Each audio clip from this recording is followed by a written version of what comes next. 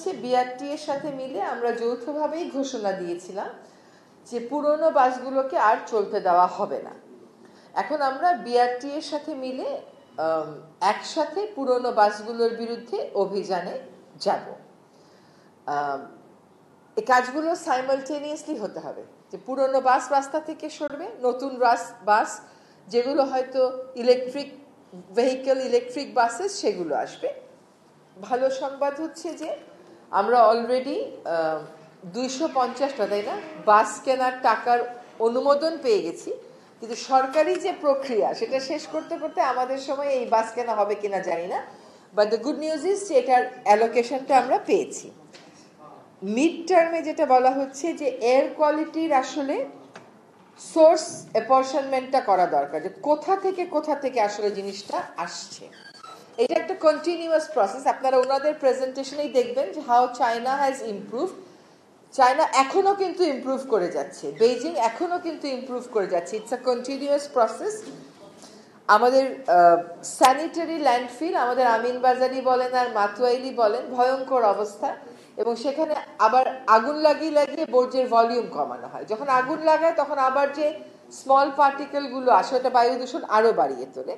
সেই জন্য ওনারা বলছেন যে আমাদের স্যানিটারি ল্যান্ডফিল করতে হবে, এবং ওয়েস্ট ম্যানেজমেন্টের ইনসিনারেটরি বলেন, সিগ্রেগেশনই বলেন, এগুলো শুরু করে দিতে হবে। আমাদের গোটা দেশ থেকে রান্নার জন্য আমরা যে ফুয়েলটা ব্যবহার করি এটা ক্লিন হইতে হবে। ওনাদের পরামর্শ হচ্ছে এখানে এলপিজি ব্যবহার করতে হবে। আরেকটা হচ্ছে ট্যাক্স পলিসিস আমাদেরকে অ্যাডজাস্ট করতে হবে। এই যে একটু আগে বললাম আমরা ফেন্স অ্যান্ড স্প্রে, আমাদের দেখতে হবে যে এই সমস্ত জিনিসে আমাদের ট্যাক্স কিরকম। আমরা যেরকম আপনারা জানেন যে এয়ার পিউরিফায়ারের ট্যাক্স একেবারেই কমিয়ে দিয়েছি, যাতে করে জনগণ ওটা এভেইল করতে পারে।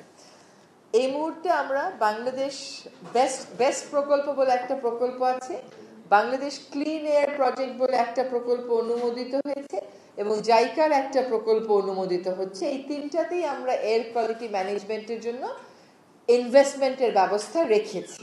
সানবিট সব দিবে সামাল। সানবিট ম্যাজিক প্রেস ডিশওয়াশিং এর মাথা ঘোরানো সলিউশন।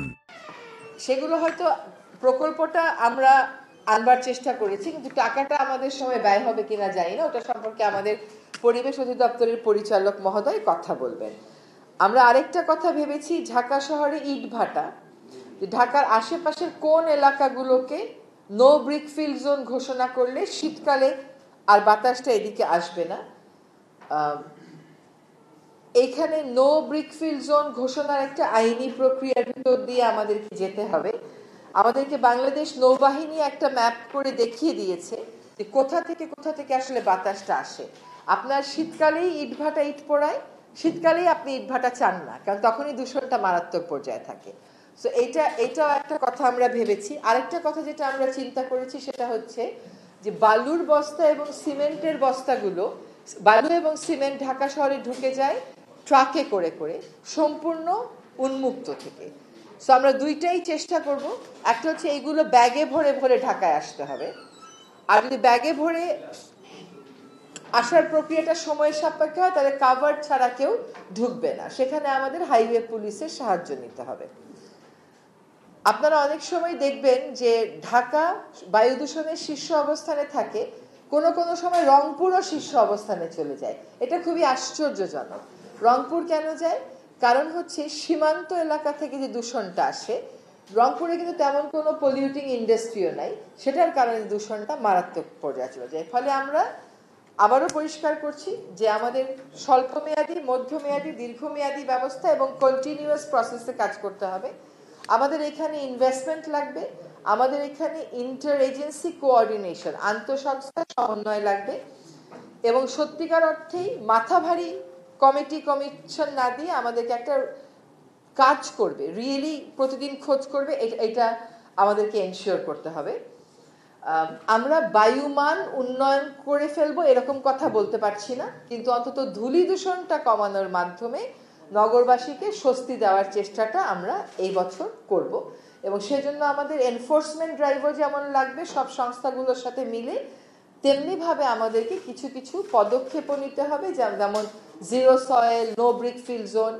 এগুলো একদিনে, এক মাসে, এক বছরে করা যায় না, কিন্তু আমরা প্রক্রিয়াটা অন্তত শুরু করে দিতে চাই।